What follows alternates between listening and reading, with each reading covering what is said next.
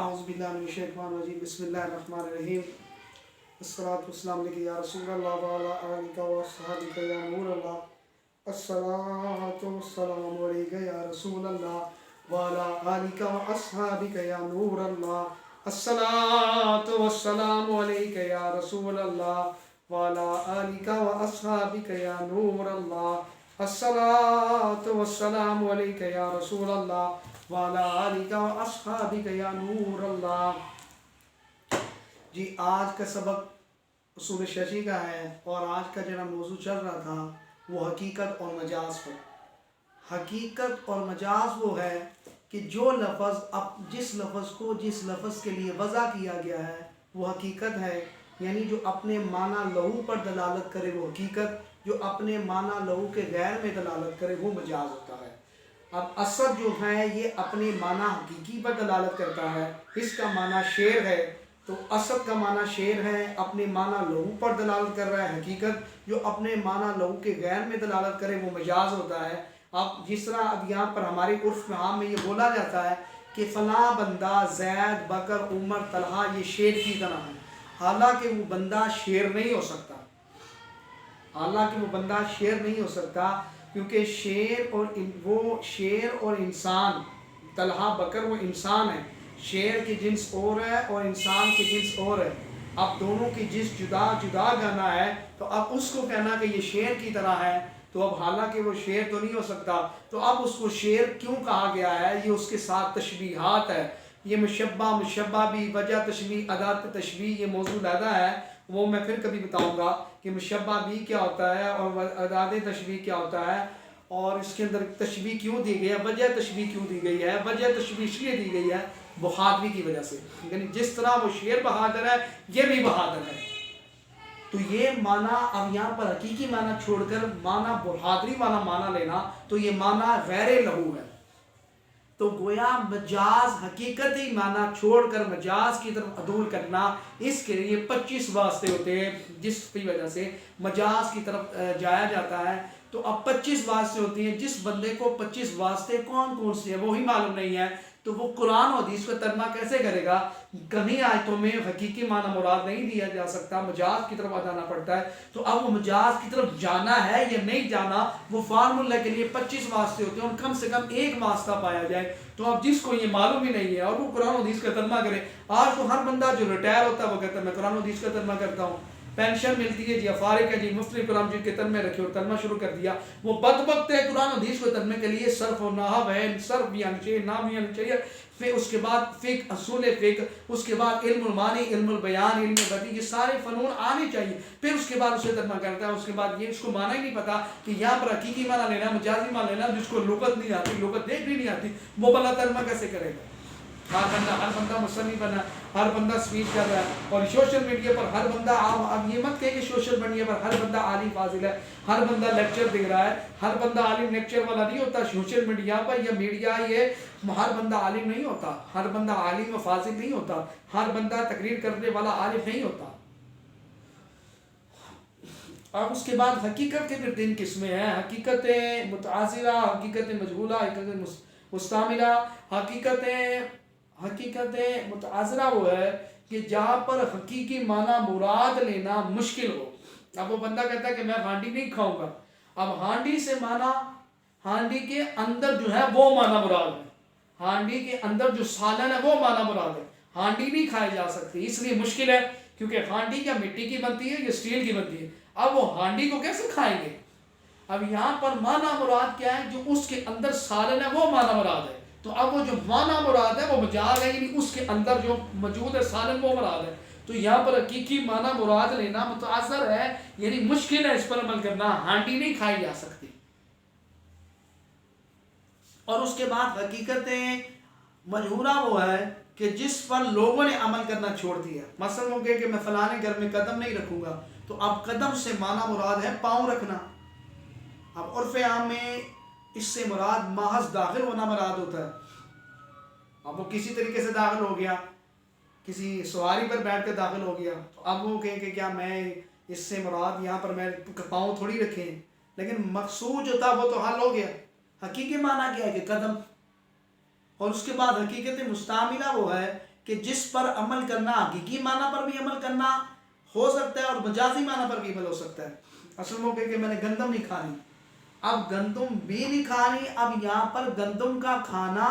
اور گندم کو پسوانا دونوں معنی مراد لیے جا سکتے ہیں. گندم کے دانے کو بھی کھایا جا سکتا ہے اور گندم کو پسوا کر اس کے بعد گندم کو پسوایا جاتا ہے، پسوا کر آٹا تیار ہوتا ہے، آٹا ٹول کے اس کے بعد آپ روٹیاں بناتے ہیں. تو اب گندم کا دانہ بھی ملا لیا جا سکتا ہے اور گندم کو پسوا کر دونوں معنی ملا لیے جا. تو یہ مستعمل ہے، یہاں پر حقیقی معنی بھی ملا لیا جا سکتا ہے اور مجازی معنی بھی لیا جا سکتا ہے. اگرچہ عمومی طور پر اس کی مجازی معنی مراد لیا جاتا ہے، لیکن امر دونوں پر ہو سکتا ہے. اور اس کے بعد ہے استعارہ. استعارہ کا لغوی معنی ہے کسی سے کوئی شے عاریۃً لینا، اور سنی کے لیے استعارہ مجاز ایک ہی شے ہے، جبکہ اہل بیان کے لیے استعارہ مجاز ایک قسم ہے. دلالت عرف لفظ کا حقیقی معنی مکمل طور پر چھوڑ دیا یا حقیقت قاصرہ لینے کی کئی صورتوں جس کو دلالت کہتے ہیں. اب پہلی صورت میں دلالت اور دوسری صورت میں دلالت عرف کہلاتی ہے. جیسا کہ سرکہ کھانا حقیقی ہے، اب ہر جانور اور ہر پرندے کا سر مراد بھی ہو سکتا ہے، لیکن عرف عام میں چڑیا وغیرہ کا سرکہ مراد لینا متروک ہے، اس لیے کہ یہاں بکری اور گائے وغیرہ کا سرکہ مراد ہوتا ہے. تو یہاں پر حقیقت کاملہ پر عمل متروک کیا گیا. لہذا اگر کوئی شخص قسم کھائے کہ وہ سر نہیں کھائے گا، اب چڑیا کا سر کھانے سے اس پر قسم کر کفارہ نہیں ہوگا. اب نفس کلام کی دلالت خود متکلم کا کلام حقیقت کاملہ کے چھوڑنے پر دلالت کرے. مثلا کوئی شخص کہے کہ میرا ہر ملوک آزاد ہے، اب ہر غلام آزاد ہے. اب ہر غلام آزاد نہیں ہوگا، بلکہ وہ غلام آزاد ہوگا جو اس کی کلیتاً اس کی ملکیت کے اندر ہے. اب جو مکاتب ہے وہ کہے کہ جب تو یہ فلاں کام کر تو بھئی میں یہ فلاں کام کر لوں تو تم آزاد ہو جائے گا غلام. اب یہ غلام اس کی ملکیت تام کے اندر نہیں ہے، تو ہر غلام کے اندر وہ غلام آزاد ہوگا جو اس کی ملکیت کے اندر ہے. متکلم کی جانب سے دلالت بعض اوقات متکلم کی حالات کو دیکھ کر اندازہ لگایا جاتا ہے کہ یہاں اس کے کلام سے کیا مراد ہے. مثلا مسافر کسی سے کہے کہ گوشت لاؤ، اب اس مسافر کا کہنا کہ گوشت لاؤ، اب یہاں پر کچا گوشت مراد نہیں بلکہ بھنا ہوا مراد ہے، کیونکہ وہ مسافر ہے اور وہ مسافر اس کے پاس زرعی چیزیں نہیں ہیں کہ وہ پکا سکے. تو اب یہاں پر اس کا یہ کہنا کہ گوشت لاؤ اس سے مراد یہ پکا ہوا، کیونکہ متکلم کی جانب یہ اس بات پر دلالت کرتا ہے کہ بھونا ہوا کچا گوشت نہیں ہے. تو کلام اس بات پر دلالت کر رہا ہے کہ کچا نہیں بھونا ہوا. مسافر ہے، اب وہ مسافر کہاں سے پکائے گا؟ تو اب یہاں پر مسافر کا یہ کہنا کہ میرے لیے گوشت لاؤ، تو اب یہاں پر کچا گوشت نہیں بلکہ بھونا ہوا گوشت مراد ہے. اس کے بعد سیاق کلام کی دلالت قیام کے سیاق و اسباق سے معلوم ہوتا ہے کہ یہاں سے کون سا معنی مراد ہوگا.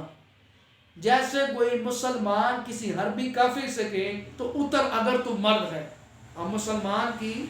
جنگ ہو رہی ہے، حربی جنگ ہو رہی ہے نا، جنگ ہو رہی ہے، تو اب وہ جنگ کرنے والے سے کہے اتر نیچے اگر تو مرد کا بچہ ہے. تو اب یہاں پر یہ کہنا کہ اتر تو اگر مرد کا بچہ ہے، تو اس طرح اب یہاں پر یہ معنی نہیں ہے کہ تو اتر، یہاں پر دھمکی دی جا رہی ہے، کیونکہ یہاں پر لفظ ظاہر تو یہی ہے کہ تو اتر اگر مرد کا بچہ ہے. تو یہاں پر یہ کہنا کہ تو اتر مرد کا بچہ ہے، یہاں پر سیاق و اسباق کی بات اس بات تو دلالت کر رہا ہے، یہاں پر معنی دھمکی دی جا رہی ہے، اگر مرد کا بچہ تو آ میدان میں. تو یہ سیاق کلام سے پتہ چلتا.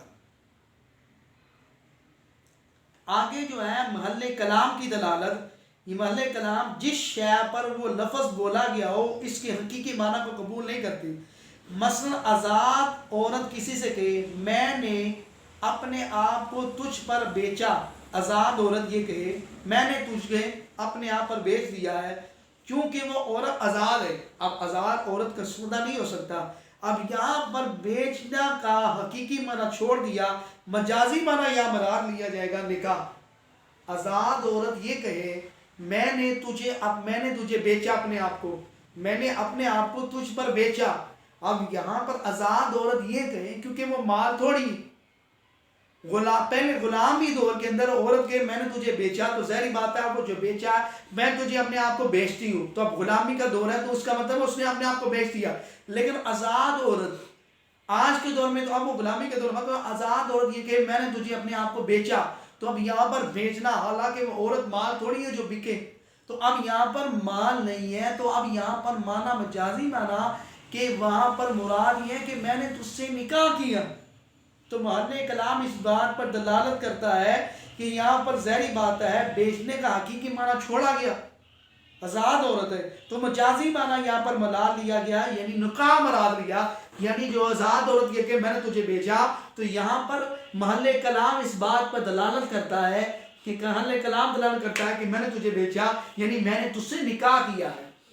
آگے انشاءاللہ پھر صریح، کنایا، ظاہر، مفسر کی بحث ہوگی، وہ انشاءاللہ پھر اگلے لیکچر میں بتاؤں گا۔ اللہ تعالیٰ حضور کے نعن پاک صدقہ بے حساب بخشی فرمائے۔ اللہ رسول کے لیے اس کو شیئر کرنا ہے، یہ اصول شاشی کے بنیادی تعریفات بتائی جا رہی ہیں، اور اس سے جو بھی مستفید ہوگا اسکول کے، کالج کے طلباء یا مدارس یا مدارس کے طلباء یا طلبات اس سے مستفید ہوگے، آپ اس کو شیئر کریں گے تو یہ آپ کے لیے اور میرے توشہ جات بنے گا، کیونکہ گھر گھر گلی گلی کوچہ قرآن و حدیث کی تعلیم دینی ہے، اور یہ میرے لیے اور آپ کے لیے توشہ جات بنے گا۔ اور سرکار علیہ السلام نے فرمایا نا جو میرا دین پڑھی اور پڑھائی اس کے لیے سرکار علیہ السلام خاص شفاعت فرمائیں گے، تو ہم قرآن و حدیث پڑھنے پڑھانے کی میں نے اپنی زندگی قرآن و حدیث پڑھنے کے لیے وقف کر دی ہے، اور میرا عقیدہ اور ایمان ہے یہی میرے لیے توشہ نجات بنے گا، اور مجھے فخر ہے